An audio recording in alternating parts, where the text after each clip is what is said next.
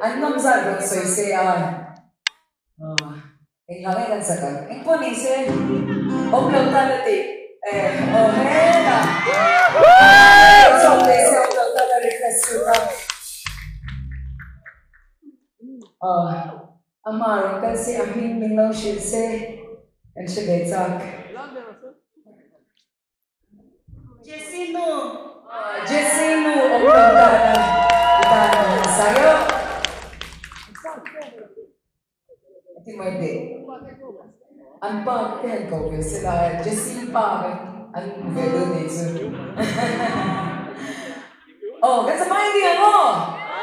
ông lâu ta là thì là sang nghe cái ta rồi đi tìm là cần sai khổng tuần nhau tiếng sai nó việc khác để tổ chức gì những gì ngã cái này một lẽ mấy mấy tổ đầu tiên nhau mà rồi cái kính chân cái bị tổ rồi nhau